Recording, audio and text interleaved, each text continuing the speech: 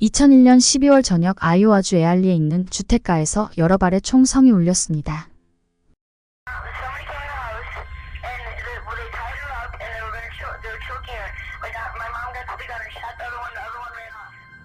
한 10대 소년의 다급한 신고 전화를 받은 911은 경찰과 구급차를 사건 현장으로 신속하게 보냈습니다. 경찰이 집에 도착했을 때 아이들의 울음소리와 비명소리가 들렸습니다. 다행스럽게도 엄마 트레이시와 3명의 아이들은 무사했습니다. 하지만 한 남자가 바닥에 엎드려 사망한 채 발견되었습니다. 남자의 얼굴을 확인한 경찰은 놀랐습니다. 이 동네에서 나고 자란 20살 더스틴 위디였습니다. 더스틴은 트레이시 옆집에 살고 있던 청년으로 가끔 그녀의 집 잔디도 깎아줄 정도로 친절한 이웃이었으며 심지어 같은 교회에 다니고 있던 평범한 대학생이었습니다. 공교롭게도 남편 마이클이 타주로 출장 가서 집을 비운 사이에 이런 엄청난 사건이 일어났습니다.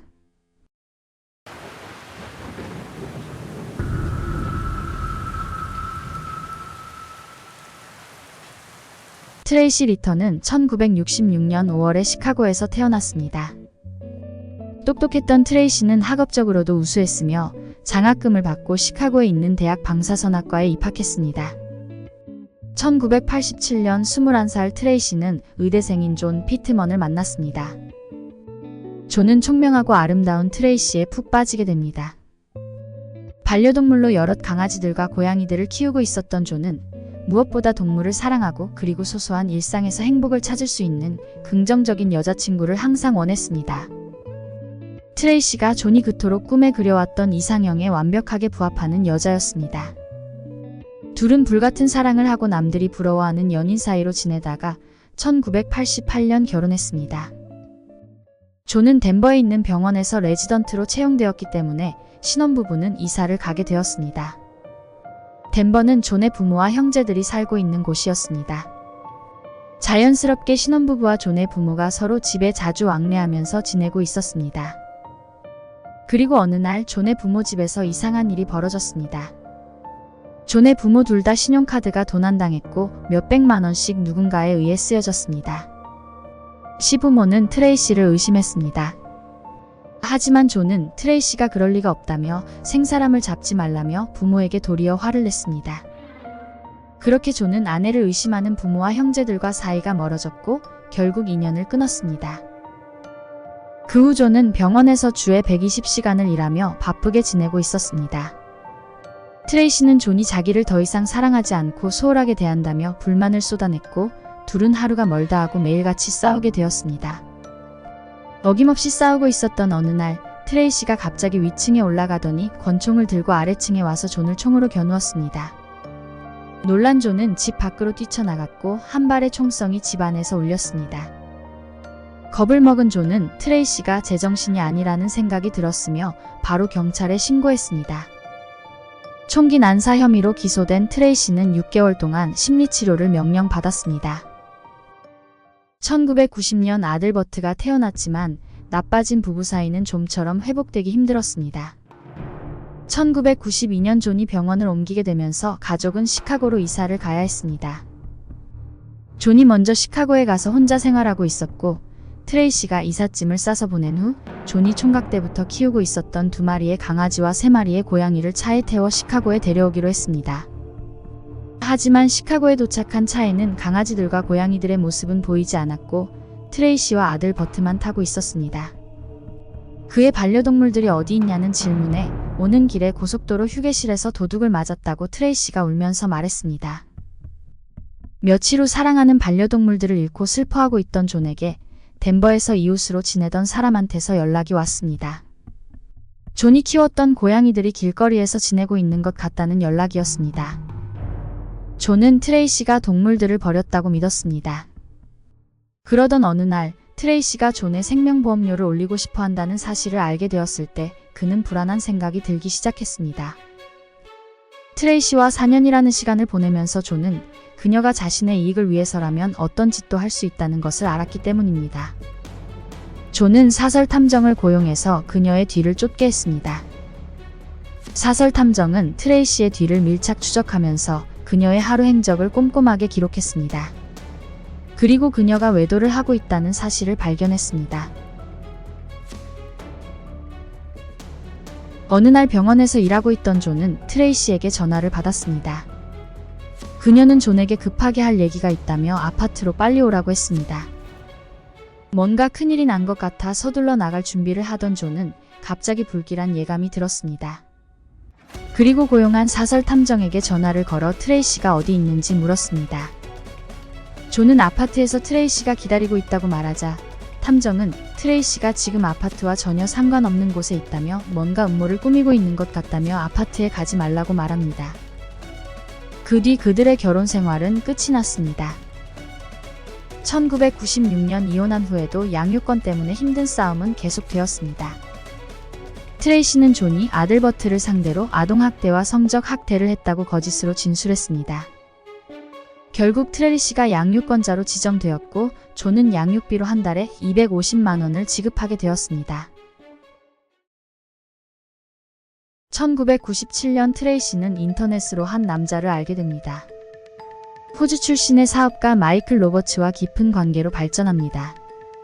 온라인으로 메시지를 주고받으며 사랑을 키웠으며 오프라인으로 직접 만난 지 18일 만에 결혼을 했습니다.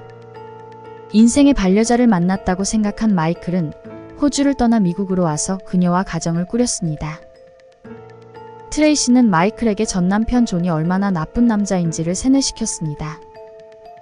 마이클과 결혼한 후에도 그녀는 틈틈이 바람을 피웠으며 남자들을 성추행으로 고소하고 무고혐의로 맞고소를 당하는 등 항상 바쁘게 살고 있었습니다. 그럼에도 불구하고 마이클은 트레이시를 절대적으로 믿었으며 전 남편 존과의 힘겨운 양육권 싸움을 하고 있는 그녀의 편에 서서 든든한 지원군이 되어주었습니다. 1998년 가족은 아이오와주에 있는 어울리로 이사를 갔습니다. 그리고 같은 해에 아들을 낳았고 2000년에는 딸을 낳았습니다. 가족은 교회도 열심히 다니며 지역사회의 착실한 일원이 되어 이웃들과 평화롭게 지내고 있었습니다.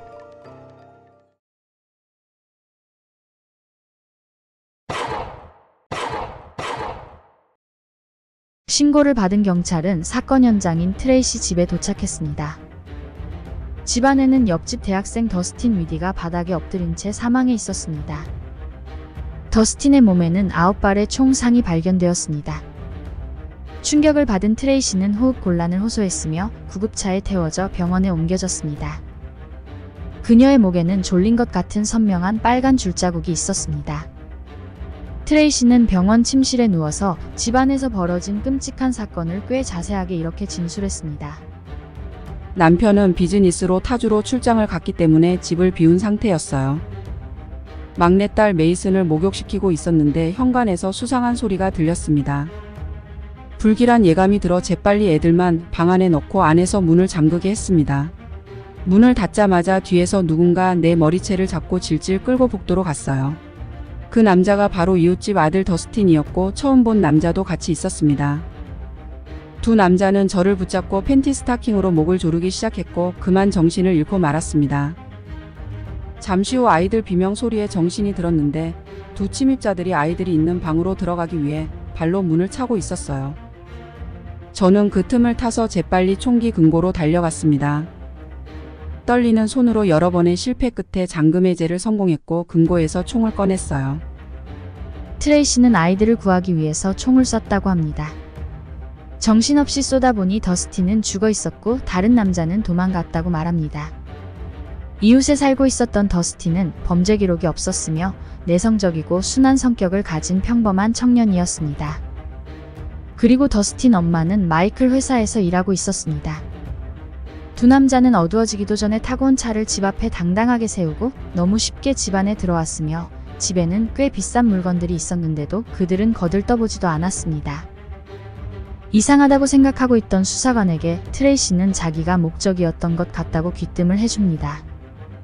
수사가 진행될수록 도망간 남자의 정체는 미궁에 빠졌고 왜 더스틴이 트레이시 가족을 해치려고 했는지 제대로 설명이 되지 않았습니다. We're still looking at several different areas.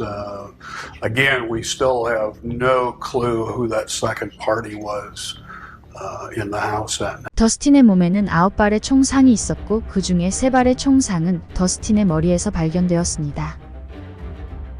그리고 2개의 총이 사용된 것으로 밝혀졌습니다. 트레이시 집 앞에 주차되어 있던 더스틴의 차 안에는 분홍색 노트가 앞좌석에 놓여 있었습니다. 그 노트에는 트레이시 전 남편인 존이 자기를 고용해서 트레이시와 11살 아들 버트를 죽이라고 시켰다며 더스틴 글씨체로 쓰여져 있었습니다. 더스틴하고 존은 서로 아는 사이가 아니었습니다.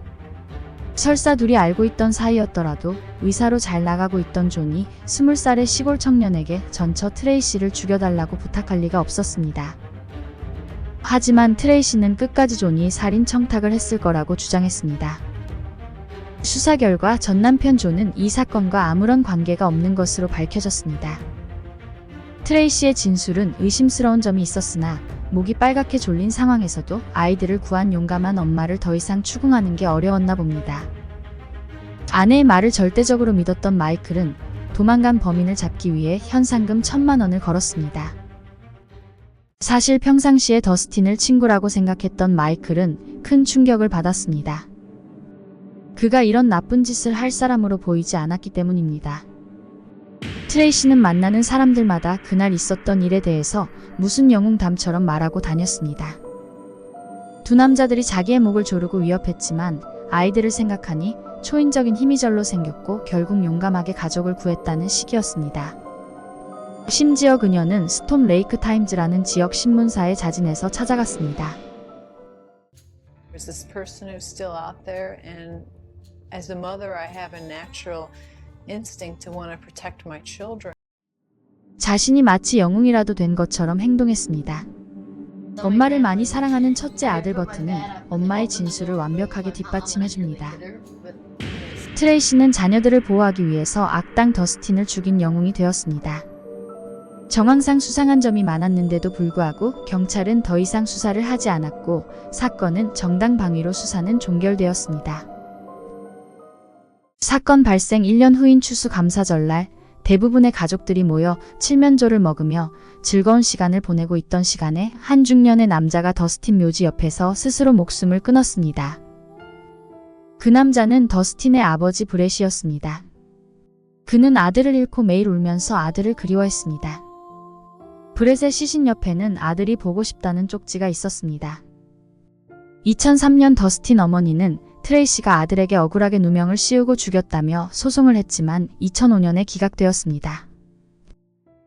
한편 마이클과의 결혼 생활도 위기가 찾아옵니다. 트레이시는 끊임없이 바람을 피웠으며 거짓말을 밥 먹듯이 하기 때문에 마이클은 지쳐가고 있었습니다. 트레이시는 부부싸움 도중에 발로 차서 벽에 구멍을 내는 등 폭력성도 자주 보였습니다.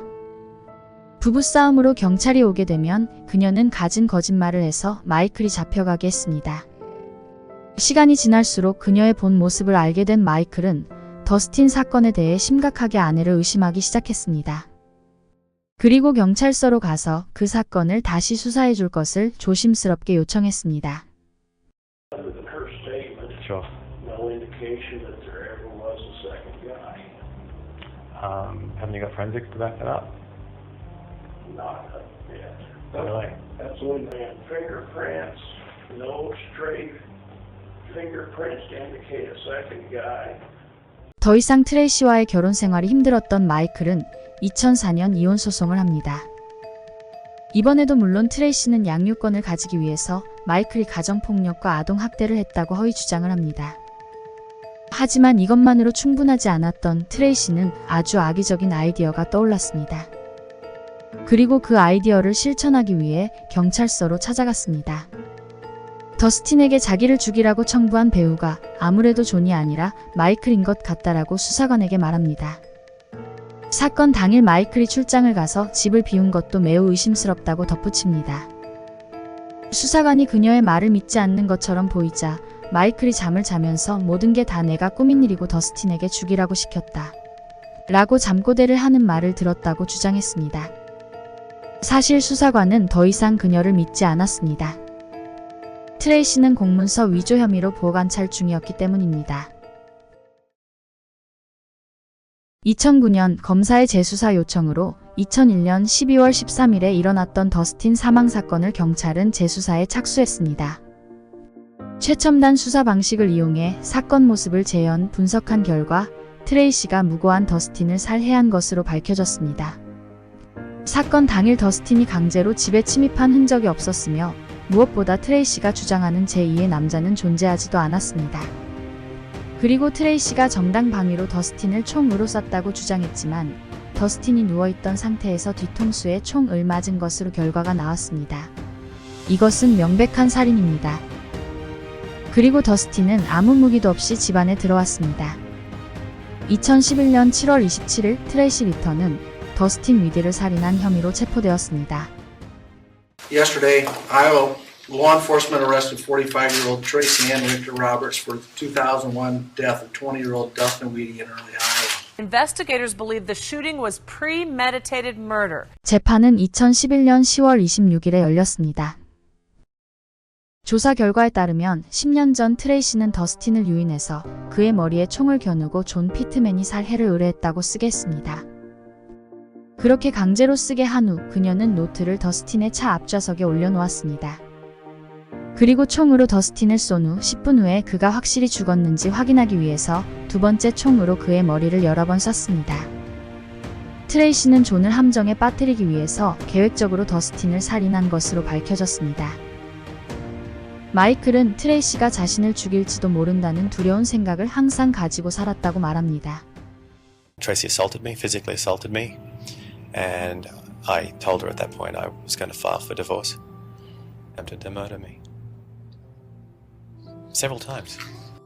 I had been systematically drugged over a period of time, I think maybe a minimum of a week, maybe a little bit more, and I thought I was having some sort of breakdown.